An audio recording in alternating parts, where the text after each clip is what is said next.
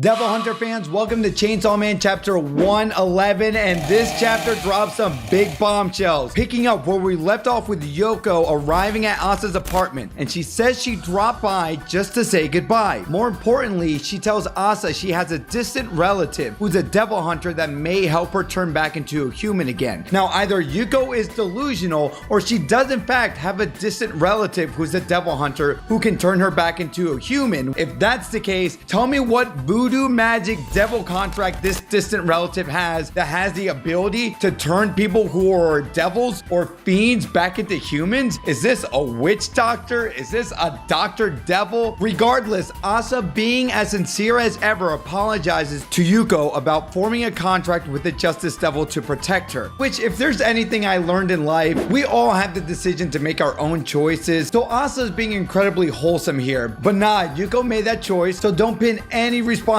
on the consequences of her own actions. Yuko revealed her contract with the Justice Devil wasn't made to protect Asa, but in actuality to be like Chainsaw Man, to be adored and praised. Also, she selfishly protected Asa because she herself was friendless and wanted to befriend Asa if she did a good deed. Man, Yuko is really breaking my heart right now, but her perception got massively warped into the Justice Devil, which we got big news about the Justice Devil here. Yuko then warns Asa to not make a contract with the Justice Devil and that the devil is still in fact hiding around the school. Now, we know Yoru / the War Devil's powers. The more you put trust and faith in someone and you kill them, the stronger the weapon. So I wonder if that theory also applies in the contrasting effect. If you passionately hate someone that you want to take out, after you defeat them, will that weapon become even incrementally stronger or equally as strong as someone that you originally loved and adored? The other interesting thing I wanted to note here is that I thought Yuko was the exclusive owner, or rather main host of the Justice Devil, because now that confuses me even more about what Yuko is. Yuko can't be a justice fiend, because if the actual Justice Devil is still around, then what truly is Yuko? Asa notices Yuko is barefoot and offers her shoes to Yuko, returning the favor that Yuko did to her back in the earlier chapters in part 2. Fujimoto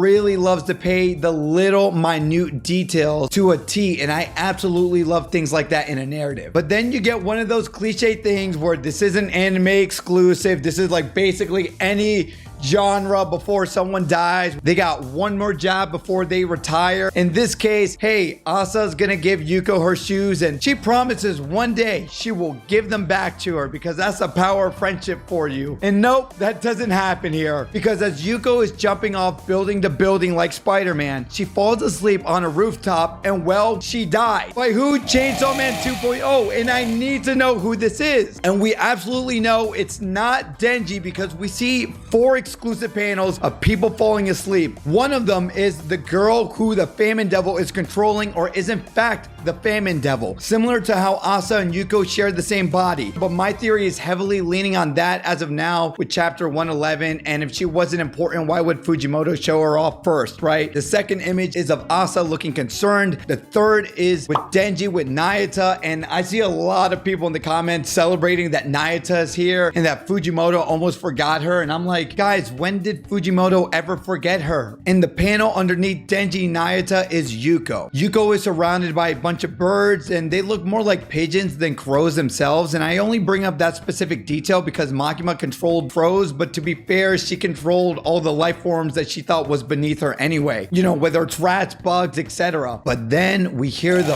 room sound. Yuko is beheaded with her final word saying Chainsaw Man, and we see the silhouette of Chainsaw Man front and center, but DENJI is asleep. Now, before I read off a very popular theory I agree with, let's quickly consider how dark and messed up this situation is. Yuko idolized Chainsaw Man. The fact that she sees what she thinks is Chainsaw Man killing her is messed up. Her idol, her role model that she wanted to aspire and become, took her out. Fujimoto, you are dark, you are twisted, you are disgusting. I hate you, and I also love you. But let me go ahead and read a popular theory I found on on Twitter right now. I'll give them credit in the description of this video, but it reads, Denji isn't the one who killed Yuko as we see him asleep as it happened. So my theory is that this is the Chainsaw Man devil, representing the fear of not chainsaws, but of Chainsaw Man. Not of Hell's Heroes Chainsaw Man, Pochita, but Denji Chainsaw Man. So I think this Chainsaw Man is actually the human's fear of the Chainsaw Man figure, not of the fear of chainsaws themselves. To sum it up, the perception of what people are now idolizing as Chainsaw Man, there's a select few who are actually frightful of Chainsaw Man, and this could be the embodiment of that person. I hope that kind of makes sense. I'm sure so many of you in the comment sections are going to like make it more articulate, but I really like that theory. And the way the silhouette looks, I mean, we see the arm revealing the blood splatter, the face. I thought the jawline looked a bit different, but no, Chainsaw Man has that strong pointy jaw. So this is definitely a Chainsaw Man 2.0. It's not like a hammer devil. It's not like a longer Chainsaw Man devil. That sounds like horrible narrative writing. So I know Fujimoto can come up with something better than that, and I think this is it. So if this turns out to be the case, that is going to be great. And to see if this is indeed the case, Denji ends up fighting the version that he wants to idolize or become, that is going to be some excellent, great writing right there. And to learn more about Chainsaw Man, you're going to want to click on this video